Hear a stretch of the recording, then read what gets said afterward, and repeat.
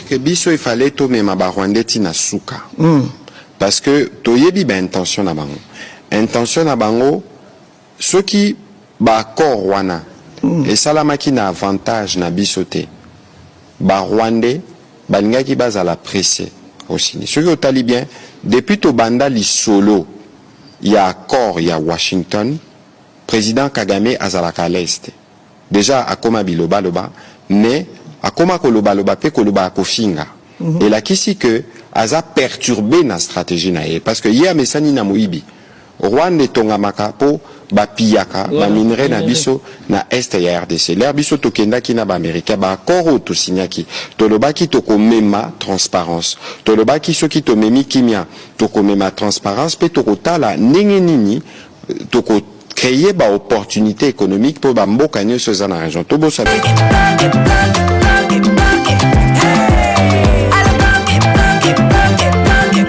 Oyoki elenge ya Congo.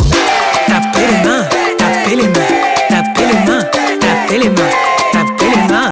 Que biso il fallait to mema ba Rwandais tina suka. Parce que toyebi ba intention na bango.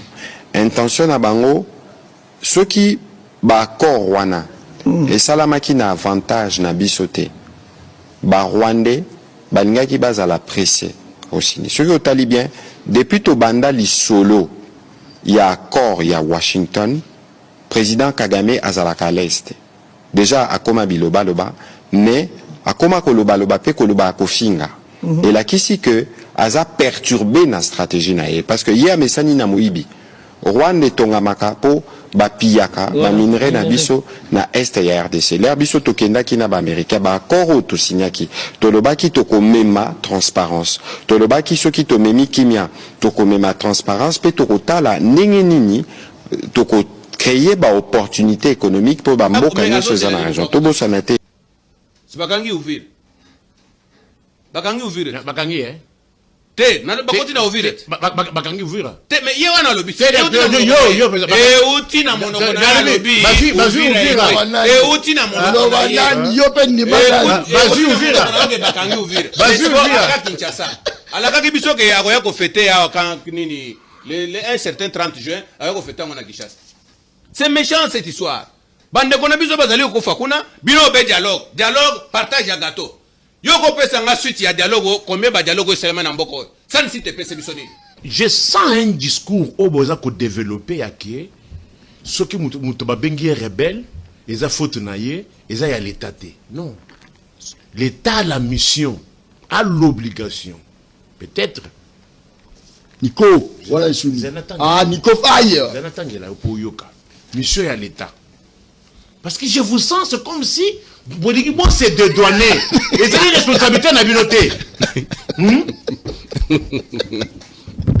Et c'est ce peuple vérité. Yoka mission à l'état. Et c'est ce peuple vérité. Mission à bino.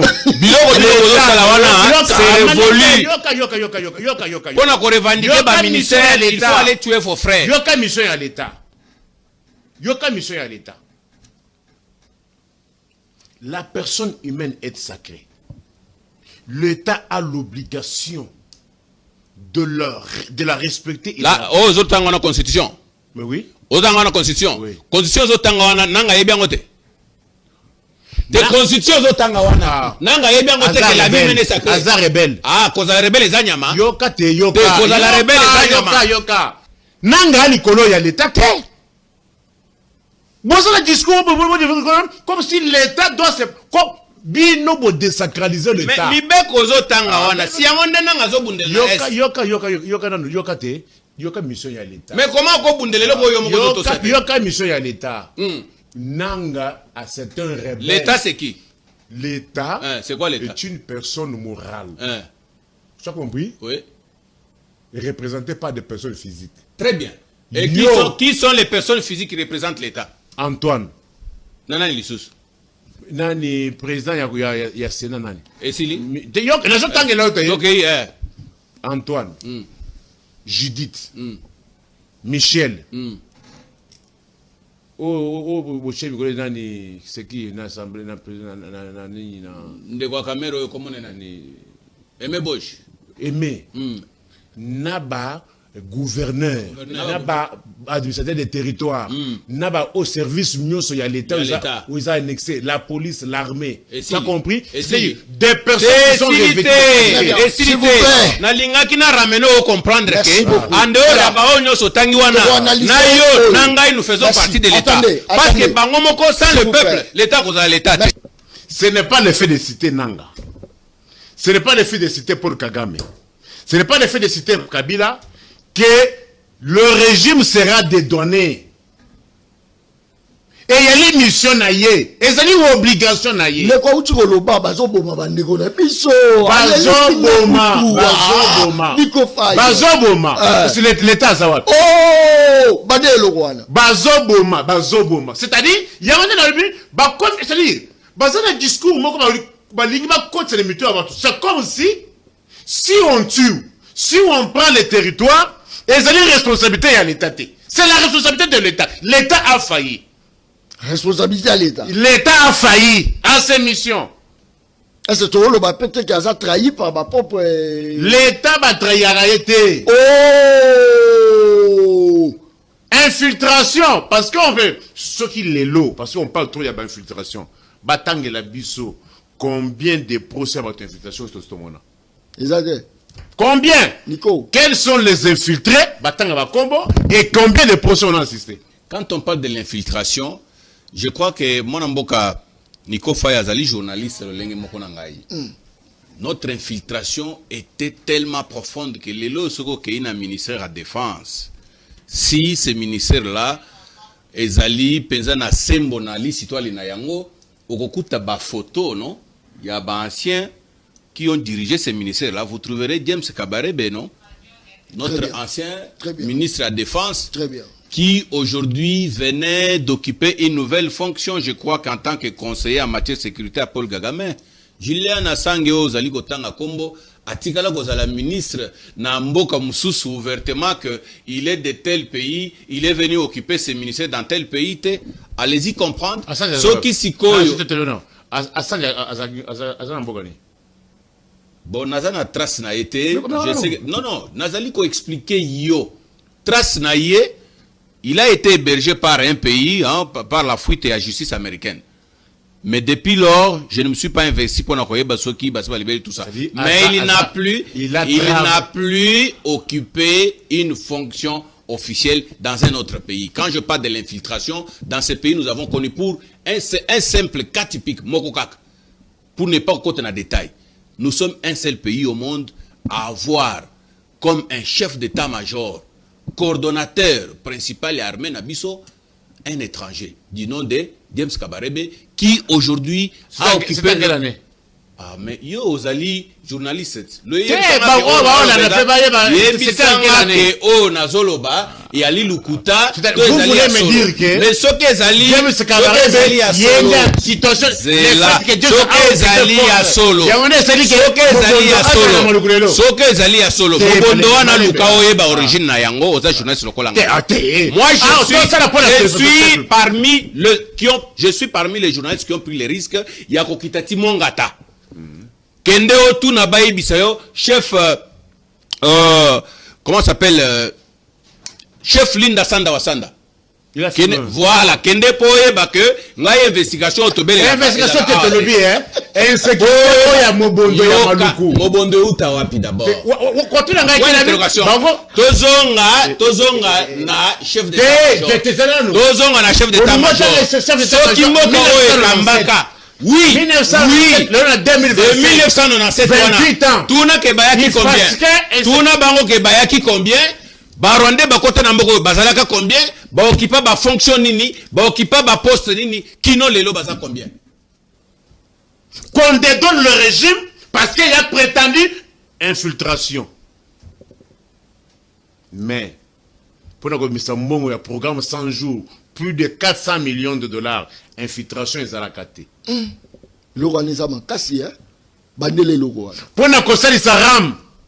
Infiltration et Zarakate. Nico Faye. Pour nous conseiller sa Maïgo Driver. Infiltration et Zarakate. Nico Faye. Pour nous conseiller sa Mbongo. Yanni, il y a Arena, plus de 150 millions. Oh, et si la rate, arrête de s'il a dit. Laisse-moi citer. Laisse-moi citer. La faille. Est-ce que Moko Pinda? On a palais présidentiel à plus de 150 millions de dollars. Infiltration, ils ont la caté. On a 43 millions. On a plus de 40 millions à Barcelone. Infiltration, ils ont la caté. Et pour la continuer à Monaco, infiltration, ils ont la caté. Pour la continuer à Falimbongo, infiltration, ils ont la caté. Tu as m'en Fali.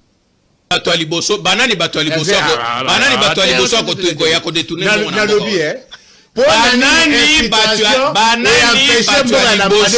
banani bato aliboso ya ko détourner mboko infiltration et le premier mbongo ya forage procès jour euta wapi zela ya forage bimate na kan chachi bazoko benga à part frappe il y a progressé 100 jours. Femme ou au Salema. On a infiltration exatée. Ah, Nico Faye. Oh, Nico Faye. Voilà ni. Nani suscite pas pas mon agabila mana to. Nico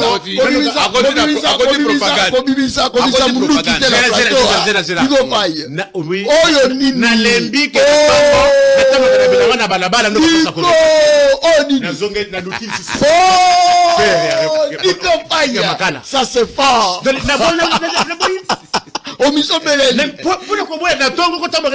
Est-ce que ça normal pendant que tu as la plus de 30 barrages? Nico Faye. Oh, Faye. Peuple congolais et Sengeli Boyebake faire à repasser Oyo. Ezali instrument Oyo Mundele. Yamakala.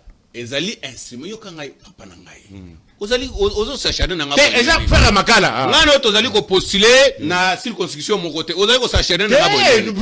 Peuple congolais Boyebake faire makala Oyo ezali instrument ya ko repasser nango bilamba. Ezali pe eloko Oyo historique ko la kisabiso bisika to uta. Faire repasser Oyo repasser kabilamba. Mais moi na mboka Nico Faye. Soko sombi faire repasser Oyo. Ya makala, bakisa ya makala. Ya makala, oui, ya makala na boite. Eza makala. Parce que bana 20 mele ba bien il y a évolution technologique. Problème est mais ce qui est à courant, moi je n'encourage pas. Je n'ai dans le but que Kishasa Mobimbeza. Très bien. Il m'arrive des fois où on a chez moi, courant exaté. Mais Sengeli Toyeba en tant que journaliste, pour nous couper sa peuple, John Kabamatika Nano. Il faut Toyeba en tant que journaliste pour nous couper sa peuple vraie information. Bayeba que Snell, Azali buté n'a pas difficulté. Oyo et Uta Bandakala. Infiltration. Oyebi, papa. Mais est-ce que pour nous senga dialogue? Tangi Kombo na pour na kosenga dialogue il faut que bande kona yo. C'est connaît nanga qui a organisé les élections dans ce pays. Mais quand il tue l'État est où? C'est là. Yo oza muto connaît nanga. Te na tuni. Est-ce que makamba connaît nanga zo sala wana yo c'est peso? Non, je dis l'État est où? Te na tuni yo. Ko boma o connaît nanga soko. L'État est où? L'État est où? Connaît nanga c'est celui qui a organisé les élections dans ce pays qui nous a présenté Félix Tshisekedi lokola moto alonga ki makonomi. Félix Tshisekedi azana na e bandeli ya manda na e ya liboso kone nanga ye wana ke kota rébellion akota ki rébellion na motif nini oza contre akota ki rébellion na motif nini c'est là que nazali ko fungola mission à peuple bayeba ko comprendre batu o baya ko pesa bango ba polo na ba 500 francs si ma bango bazui pouvoir ba komi ko régner si ma lisusu kaka na mapeka na biso.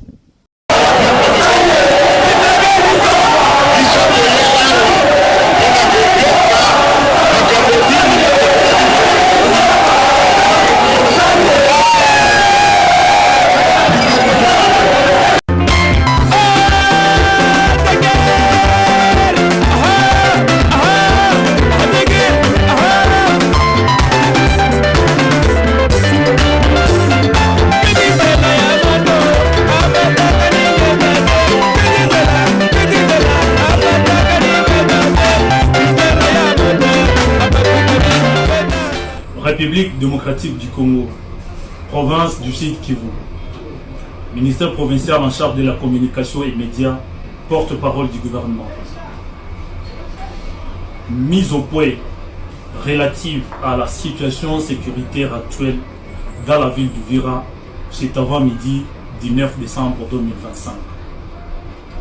Congolaises, Congolais, habitants de la ville d'Uvira, chers compatriotes, il s'est observé, c'est avant midi du 9 décembre 2025, une panique généralisée dans la ville d'Uvira suite à des rumeurs prétendant que les rebelles de l'AFC M23 seraient à proximité de la ville d'Uvira.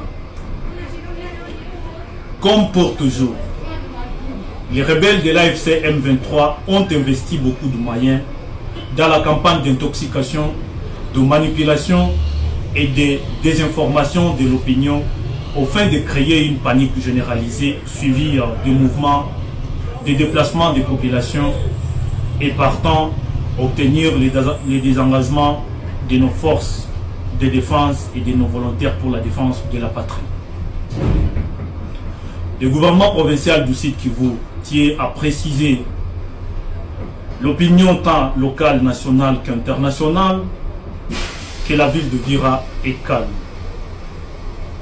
Une opération de déminage a été faite dans les collines sur Plomba, la ville de Vira, par nos FARDC, au terme de laquelle une forme de détonation a été entendue dans la ville de Vira, causant psychose au sein de la population.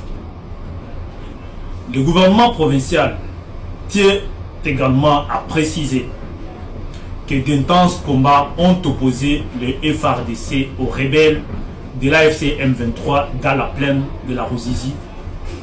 Et les résultats de ces affrontements nous ont permis de repousser l'ennemi non loin de Luvungi avant d'atteindre Boguera dans la nuit d'hier, le 8 décembre 2025.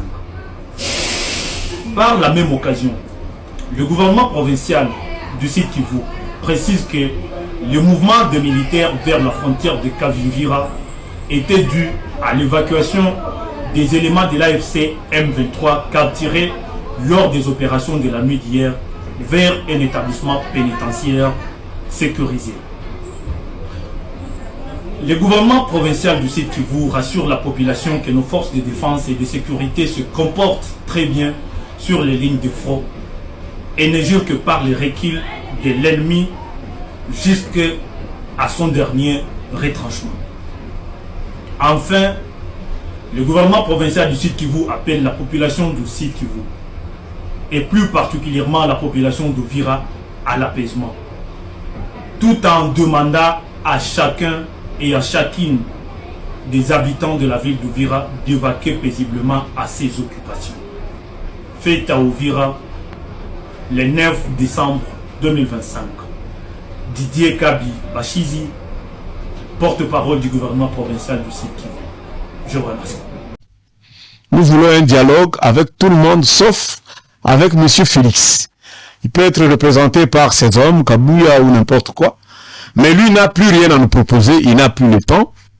Il lui reste seulement d'apprêter l'argent pour les élections constitutionnelles, parce que s'il n'organise pas les élections, telle est la question. Les autres peuvent s'occuper de lui brutalement. J'ai dit, je vous remercie.